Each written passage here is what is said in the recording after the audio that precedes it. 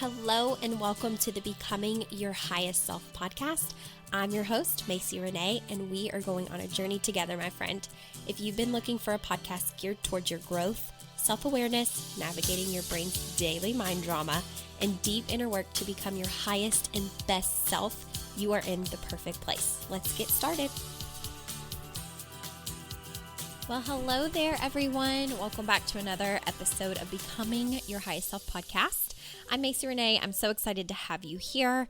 I just set a timer. I'm going to try to fit in my announcements within 5 minutes. So if you're not interested in hearing what's kind of going on in my life, you can go ahead and fast forward and just get straight to the content. But in the 5 minutes I'm going to take to talk about this, first off, let's talk about the pains of growth. I am in the process of working on figuring out Google Ads on my own now that I've got kind of a clear direction on where I'm going in 2022 with my business, continuing to help, in life, but also expanding into like corporate leadership. So with that being said, it has been a whirlwind just trying to teach myself how to do this because I'm just not at a place where I'm ready to necessarily invest in someone helping me with it. And I also think that even when investing in someone who can help you with things like a website, ads, whatever it is in your business, there is an extent where it's important, I think, to know how to do it yourself. That way, if something goes wrong, you know how to fix it. So for instance, on the podcast, I don't have anybody helping me with the podcast. So I've had to learn to do everything, and it's been a pain in my rear. But at the same time, if something goes wrong or something is messed up, or I want to change something, I know how to do it because I'm the one doing it. So it's kind of the same for the Google Ads experience. Same thing for my website. Anytime I want to go in and change things, I don't have to contact someone to do so. I know how to do all of that myself. So there's definitely pros and cons. But as my business continues to grow, I do hope to be able to hire out more so that I can take some of the additional stress off of my plate. So that's something that's going on is Google Ads, trying to figure out what the heck I'm doing with that and how that works. So interesting. But the second thing I wanted to announce is a new program. It's going to be a quick one.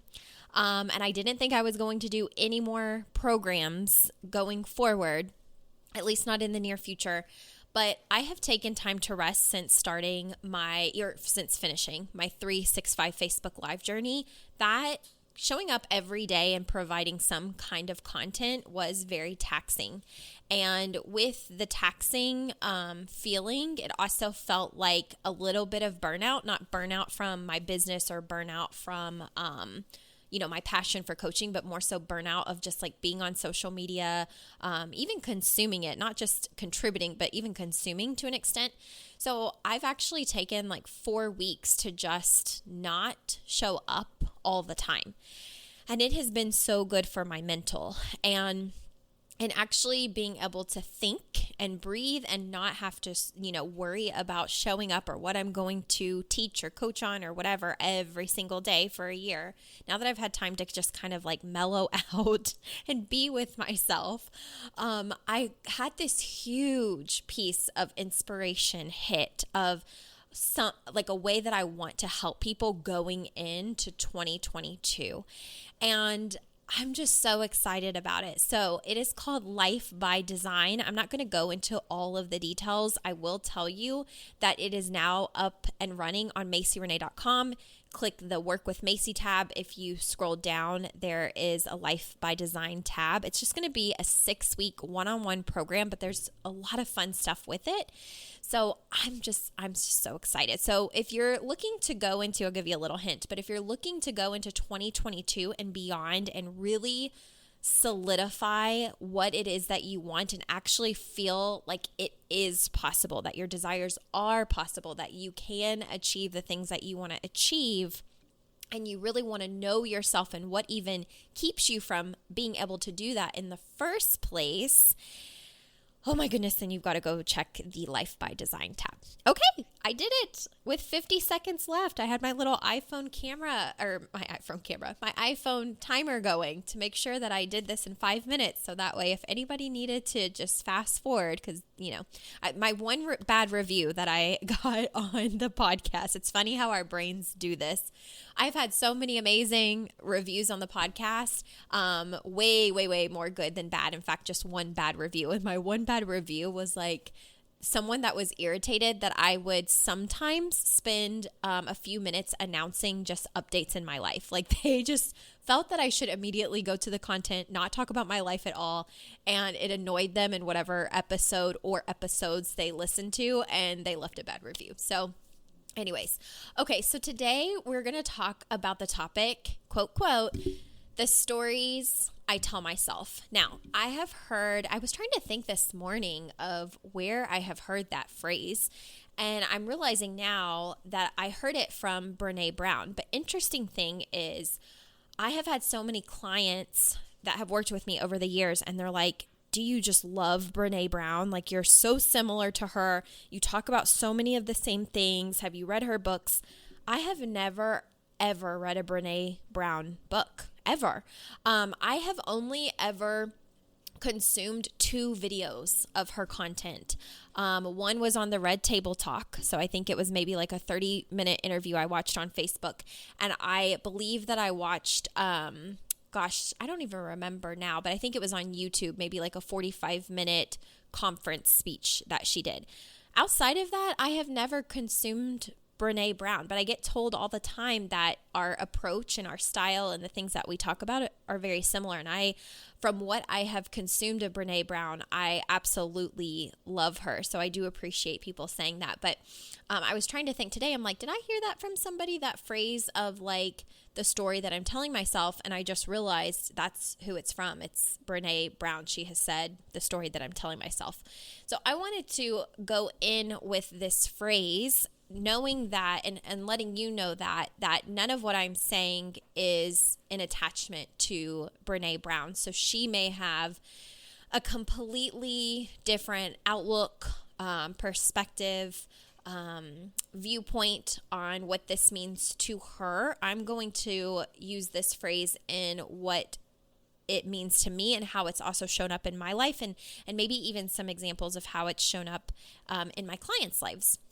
So whenever I hear the phrase, the story I'm telling myself, or the story I've told myself, it really breaks down to those the inner chatter that your brain is having about a specific situation, and it may or may not be true. A lot of times it's not even true. And I wanted to just bring vulnerability into this podcast episode because the stories that you're telling yourself about everything in your life contribute to the results that you ultimately are getting in your life, and ultimately the way that you're feeling within your life. So let's start with even talking about dreams, right? Maybe you have a big dream. You want to start your own business, or you want to start a relationship marketing business. You want to join one, okay, and take off with it. Or you want to go after the vice president position in a company, or you want to grow your Instagram following to 250,000. Whatever the big goal is. Maybe you just want to feel confident enough to share one reel because you're super shy and you see reels as being valuable on social media, but you're terrified because you're telling yourself stories. So in this way, it would be the story I'm telling myself is ... And with any of these examples, it could be the story I'm telling myself is I'm not going to be good enough. It's not going to be liked. People are going to make fun of me. People are going to talk about me. I'm never going to get the position. I'll never be successful in the business. Nobody's ever going to listen to me. Why would anybody listen to me? So these are stories. They're stories. They are not facts. A lot of times the stories that we're telling ourselves have not even happened yet.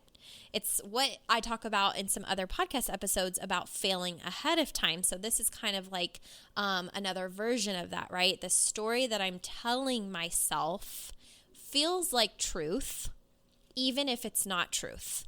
It feels like a problem, even if it's not actually a problem. It feels like it's going to happen, even if it hasn't actually happened. Okay? Our brain loves to give us stories because the brain is protecting us. So it feels like the stories are super helpful. It's like, oh, you probably shouldn't do a reel because people will definitely make fun of it. They're definitely not going to like it. And you're definitely going to look like an idiot. And when you believe that story or those stories, it keeps you right where you've been, which is not producing content, not putting yourself out there, not taking the risk, not even trying, failing ahead of time, failing before you've even done the thing, because to you, the story feels real and it feels true. Even if you haven't even done it yet, and it's your brain's way of saying, I'm doing what I can to protect you. I'm just trying to make sure you don't look like a fool, that you don't experience pain, that you don't experience embarrassment, okay? And because we as humans hate that negative emotion so much, then we're like, oh, yeah, it's totally true. This is why I haven't done a reel. This is why I'm not going to do Facebook Lives. This is something that I even had to get over in my quest of doing 365 Facebook Live. Showing up every single day, there were a ton of stories I was telling myself. Like, to give you an example, I was telling myself almost daily, you're not talking about anything valuable. Nobody sees value in these. You're annoying people. You're probably losing followers by the day. This is pointless. Why would you do this? Like, I had all of the stories. And what's so freaking hilarious to me is the story that felt so real was that I wasn't providing anything valuable. In my mind, I shit you not, I felt like every single day I was getting on a Facebook Live and saying, hey guys, Macy Renee here, Self-Mastery Life Coach. I am so tired today. I have had a busy day and I really don't have much to say, so I'm going to get off here, but I'll see you tomorrow. That, to me, is what I felt like I did for 355 days of 365 days. I felt like I wasn't showing up and offering anything of value. Even though people were getting on and they're like, this is so helpful to me. Oh my gosh, that makes total sense. Or, oh my gosh, I love your Facebook Lives. I'll be sad when they're over. I felt like I wasn't giving enough value. However, throughout this time of those stories being very loud and feeling very true, I now can see on my Facebook memories, when your memories pop up a year later or, on that day, years later, I now watch clips of the Facebook Lives that I was doing, and like every day was valuable content. There is maybe one day of every 15 to 20 days where I'm like, I don't have it in me today. I am so tired. I can't even think. I will see you guys tomorrow. It's been a busy day, but not 355 of them. So it's so interesting that sometimes the stories that we're telling ourselves, and a lot of times I feel like it's like this, they're just not even true. But I do also want to touch on where this can also create a lot of like trauma within us and self-sabotage and negative emotions that truly just do not feel good in our body, and it feels really hard to get rid of. So I'm just going to throw it out there. I think I have on the podcast before, but I like to be transparent. I like to be open and honest. That is, part of becoming my highest self in my own life was that I wanted to move forward with transparency, even when it felt very uncomfortable and when it felt really hard to do. And I can remember deciding that back in, I want to say that was my word going into 2018. I decided I'm going to be transparent because everything that I've held inside, I was 20 something years old at the time, but everything that I had held inside at that point felt so heavy and sometimes so toxic. And it just felt like I was the one suffering because I was trying to protect so many people around me and people please. And I finally got to a point where I just realized I want to be transparent in my life. I want people to know that when they're around me, I am a straight shooter and very empathetic and emotionally intelligent, but very honest. So that's what I intend to do on every single podcast episode, is just show up and be super honest, okay? Not pretend that I'm anything that I'm not. And not even just on the podcast, but in life. So going back to the stories that, I've told myself that have been really hard and have created a lot of suffering in my life, go back to the past in times where I couldn't control everything that was happening around me. And I've talked about this openly on the podcast before, I think very briefly, because I've gotten some messages, so I know that I've touched on it, but we'll go there again, because if you're brand new here, you might not know, and especially if you listen to the podcast episodes out of order, just based on your interest on what titles there are. So my mom was 15 years old when she got pregnant with me. 15. She was still a kid herself. She birthed me by the time she was 16. But when that whole ordeal happened and she found out that she was pregnant, my grandparents, who are Christians, really struggled, like truly deeply struggled with weighing their decision on what to do when that happened with my mom. And as an adult, I've had a lot of conversations with my grandma over the years, and even just the trauma that instilled in her body, the trauma it's instilled in my mom's body, and even the trauma that it instilled in me as a reciprocant of unhealed trauma between them, my mom and my grandma, right? Because ultimately my grandparents decided, even with their Christian faith, that my mom was not in a position to raise a child on her own, that she would not be able to financially provide. They wanted her to be able to finish school. And so one of their decisions was to have my mom have an abortion. My mom didn't want to do that at all. I try to be transparent in sharing that piece of the story because I know that that's very traumatic for my mom. Like, it's just very traumatic for her because that's not what she wanted at all. She wanted to be able to raise me and to be able to keep me, and felt even at 15 years old that she could do it. And her parents felt that she couldn't. And so they did what at the time they felt was the best decision, and that was to have my mom have an abortion so that she could go on with her life, finish school, and make whatever out of herself that she wanted. So my mom had the abortion, and it was via pills. I don't know the, pharmaceutical name. I know it's a series of 2. I know that I can still Google it to this day. And I know that it has a 97% success rate of aborting the fetus. And in the 3% chance that your fetus does not pass away, then there is the risk of, intellectual or developmental disabilities, missing fingers and toes, just different developmental issues that can come along later. So my mom had, the abortion, and God willing, because I truly believe I'm the most stubborn freaking person on the planet, I survived the abortion. And I, truly deep in my soul, I'm like, there has to be a greater purpose to why I'm alive. And every day I work really hard to, step into my highest self, because I just know like that's not typical, right? There's a 97% success rate on that procedure for a reason. And if I survive that, there's got to be something I am meant to do in my lifetime that I need to be able to get over my fears and step into all of the things I'm meant to do powerfully. And so one of my favorite quotes is actually, when I make it to the end of my life and I face God, I want to be able to say, I used every single talent that you gave me. And I really, truly hold that quote dear and near to my heart, because I feel personally, like there is a reason I am meant to be here and help you guys, and why coaching came into my life and why I found this career.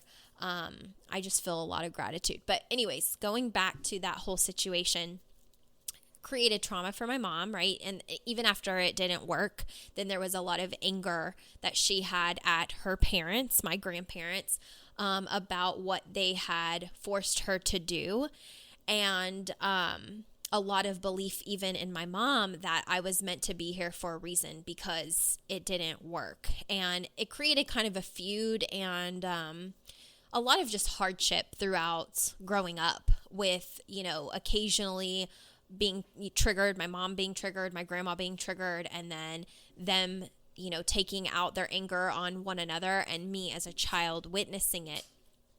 And so every now and then, this story that I would tell myself in my mind when something didn't go my way, which was interesting, right? Like, let's say someone didn't show up for my birthday party, and it could have been a classmate, it could have been a family member, it could have been a friend.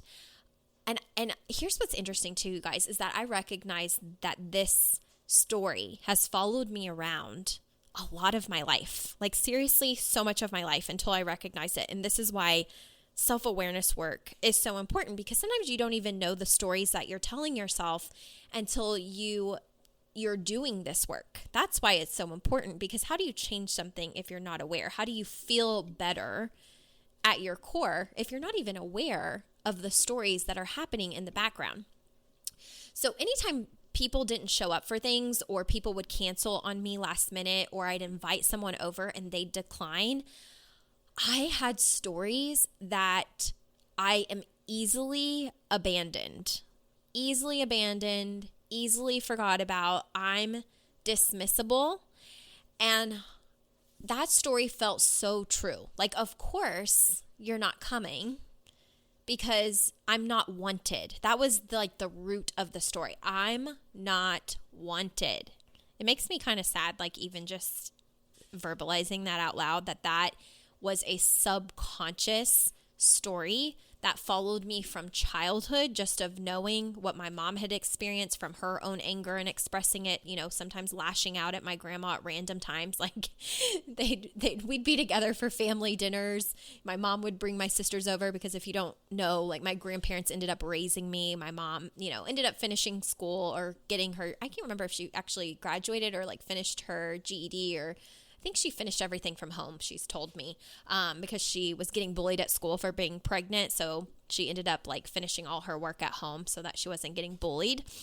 But anyways, with that all being said, there were times in my childhood I can remember being at family events and then all of a sudden just drama and chaos breaking out because something my grandma would do or say would trigger my mom, and it would remind her of her, I guess, not being able to have raised me. And then, my grandparents making the decision to force her to have an abortion and then it not working. And it would just bring up so much stuff for everybody.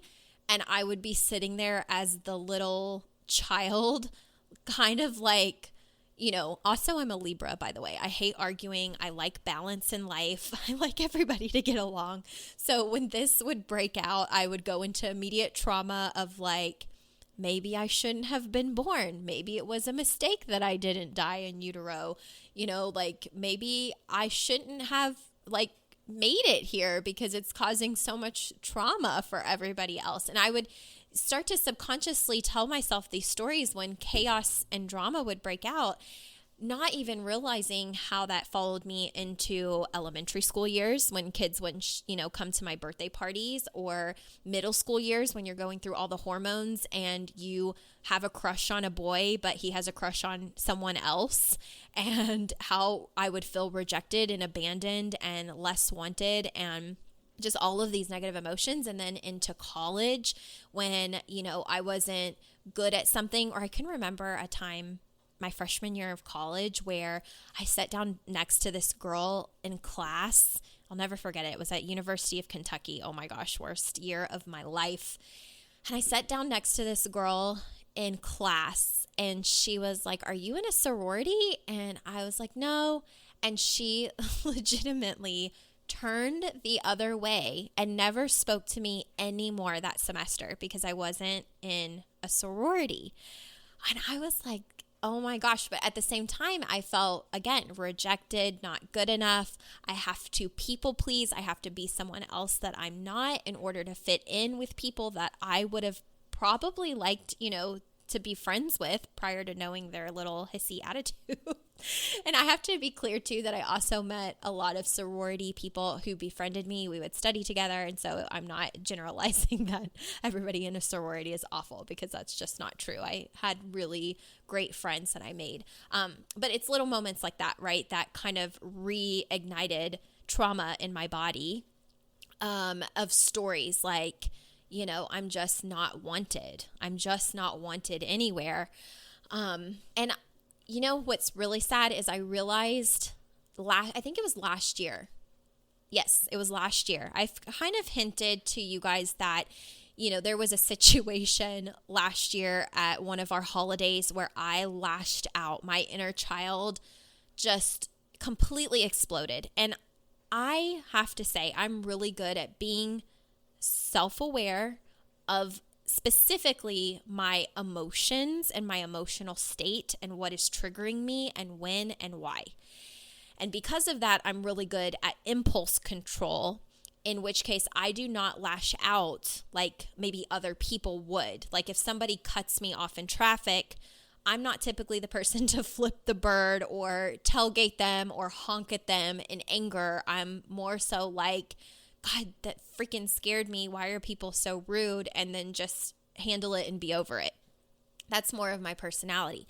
But at this holiday event, something had happened and I lost my shit. I did. I almost, it's taken me almost 30 years to have a mental breakdown. That day I had like a full-blown mental breakdown. It was just so enlightening later on. It was horrible in the moment, so enlightening later on. And as I was doing the work later on to really figure out, why did I emotionally lose myself? Why did I have no impulse control? Why did I freak out like that? Why did over $20,000 of life coaching literally go out the window in one moment because of one person? And I really sat with myself to figure out what was happening. And here is what it was. It was a story that I was telling myself.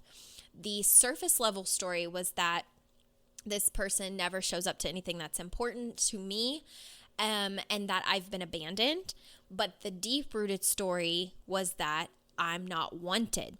When I realized that, I was able to correlate it to major events in my life and realized that my husband and I, we eloped. Okay, so we eloped in 2018. We had been together for 7 or 8 years. We're high school sweethearts. So it wasn't like it was a brand new relationship or anything like that. We had been together a long time. We had been engaged already 2 years, I want to say. And I really wanted to elope. My husband was kind of like, yeah, let's do that because it saves money. And I was kind of like, yeah, it totally saves money. Let's do that and just call it a day. And he was like, great. I want to have my mom and my aunt and my cousins and all the things. And I was like, no. It's just going to be us, just us. And he was like, what do you mean it's going to be just us? This is my marriage, my day. And I'm like, no, I think it should just be us. And I really fought for that. I really fought for it to be just us. But we ended up going to a meeting with his uncle, who is a pastor and who was the one that was going to be marrying us, him and his aunt. And they were like, who's important in your life? And we kind of named, the people that were closest and very important to us. And he was like, if it's anybody you would call on in a time of need, they should be invited to witness that day. And after going through the guilt of oh, you're right, we should. We invited the 35 people closest to us, okay, that are our people. If we need to call them, we know that they're going to show up. So we invited these 35 people, and they had 24 hours notice to come to a local park in Louisville, Kentucky. It was Cherokee Park. And witness our marriage. And it was on a Thursday, by the way. So it was a work night. And it was like going to be, I don't know. I think we were going to actually get married at like 6:30. So we're like, here, 24 hours. We're going to elope. Be there if you want to. If you don't, totally cool. We get it. It's a Thursday. It's a work night. Totally not offended if you don't show up. And you know what, you guys? Every single person of our 35 showed up except for two. And those two are one of my best friends from preschool. And the only reason she and her husband were not there is because they had gotten married just 3 days before and were gone on their honeymoon. So even with 24 hours notice, all of the people that we asked and told, like, hey, we're getting married basically tomorrow, show up or don't, showed up. And it ended up being this amazing thing. It all came together. They are our village. Like when I tell you one of my best friends, she brought champagne and a wedding belt because I wore an H&M white jumpsuit. She, the size wasn't available in the city that I was living in. So she went after work and her store had that size at their mall. And so she picked it up for me. I changed in her van in the middle of a park. I had an OT parent that I had worked with who was a makeup artist at Sephora at the time. And I was sitting on her living room floor, helping her little one learn how to walk. And I told her, I was like, I'm getting married this evening. We're eloping. And she was like, oh my God, no way. And I said, yeah. And I really wanted to ask you personally, can I come back after work? You give me a list of every piece of makeup that I should buy from Sephora. I will go buy it. If you're not busy, can I come back here and you do my makeup and I'll pay you? And she was like, oh my God, yeah, I'd love to do that. Here's a list of everything to buy. And I went back after my work shifts were over. And I walked into the salon and, told them I'm eloping in 3 hours. Do you have anybody who can get me in? And they were like, oh my God, that's insane. We don't really have anybody, but let's go to the break room and see if anybody there can squeeze you in real quick. And I had this amazing stylist named April, who squeezed me in and did exactly what I wanted with my hair. I went back to my OT family and the mom did my makeup beautifully. I ended up going home and grabbing all of the stuff that, I thought that I needed and ended up showing up, getting married in front of everybody that was there. And it ended up being very, very beautiful. So I never realized that I had trauma associated with that day, right? I planned that day. That's what I wanted. And I just never thought anything more of it. But when I had that holiday explosion and I kept digging and digging and digging and digging, I realized that the correlation that I had with my wedding day was, I'm not wanted and that, I'm abandoned. And the reason that I planned a 24-hour wedding was that way if anybody decided that they couldn't come or didn't want to show up because it was too last minute, I could ease the pain within my heart because I could justify that the reason that they didn't come to our most important day, our wedding day, is because they only had 24 hours notice. So it's kind of like my brain subconsciously wanted to give people an out so that I didn't have to feel abandoned and I didn't have to feel unwanted. And I never realized that came from childhood, even from just being, a survivor of abortion. I never ever knew that I had that subconscious cycle in my mind, that I had that story, that I was telling myself those stories about wanting, being unwanted or abandoned.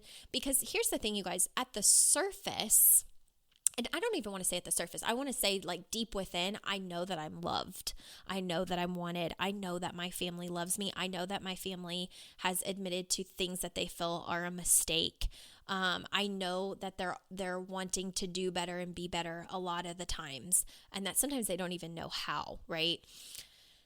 And I've been able to recognize that as I'm healing, as I do my growth, and that's why I preach to you guys that your self-awareness is important. Your radical responsibility that you take in your life is important, because with that story I was telling myself, I could keep blaming people that I think have caused my pain, when really if I'm looking at it deep within, I'm causing my pain. Telling myself that I'm unwanted, or that, nobody wants to be around me, or that I've been abandoned, just not wanted in general, is a painful story to hold on to. It is not serving me, and it's not serving anybody around me, and it doesn't help me show up as my highest self. It's doing no good. It's like not for the greater good of all people, or even for myself.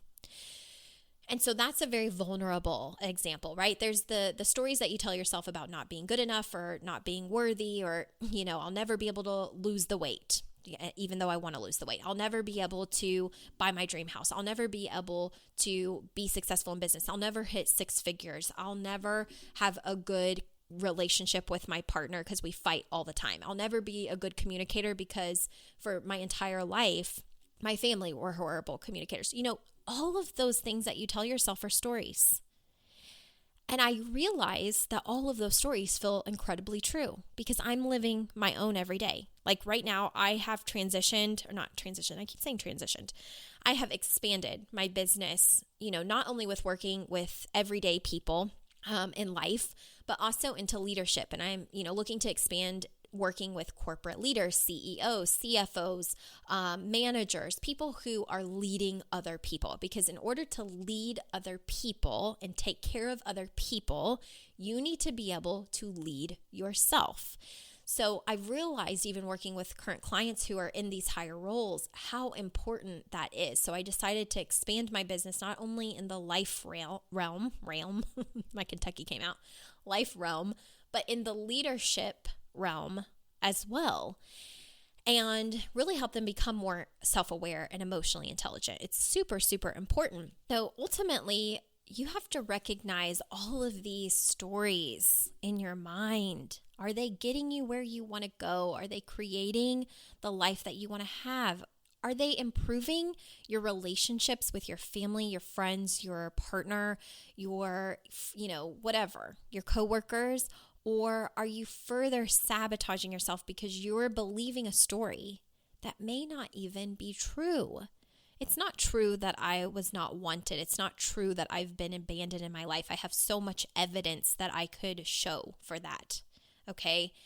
But in my mind, subconsciously, I was taking actions and doing things that, made that feel true without even realizing it.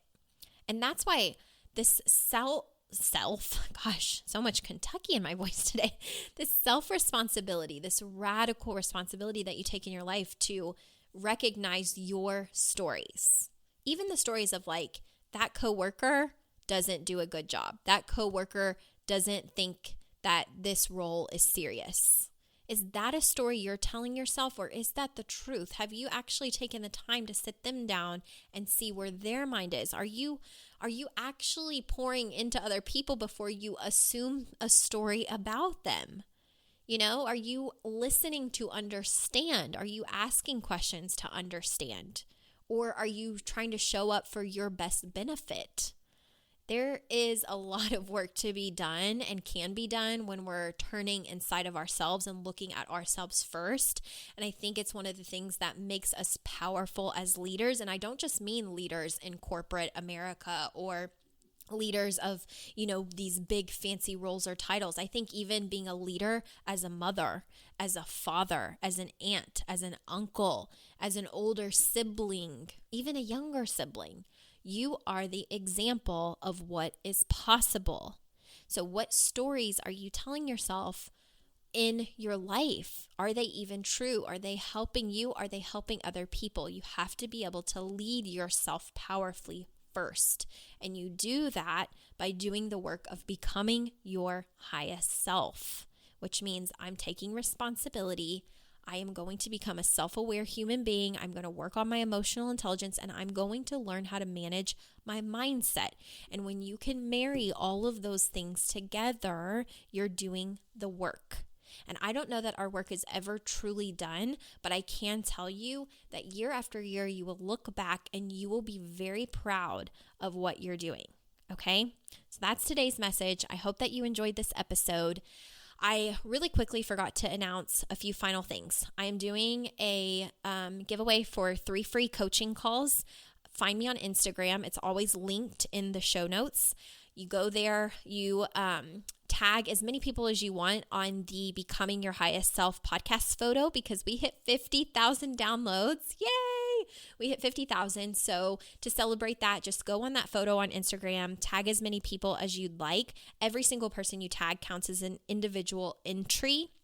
And on December, I want to say 13th, I am drawing a winner, and that winner will receive 3 free coaching calls with me to go into 2022 strong. Don't forget to look at my website at the newest program, Life by Design. It's going to be 6 weeks. It's all centered around how you're going into your 2022 and really understanding and knowing yourself. So keep an eye out on that and all the announcements that will come with that. And I just adore you guys. Thank you so much for everything you do. If you're enjoying the podcast and you're an iTunes listener, please leave a review. Share this with your friends.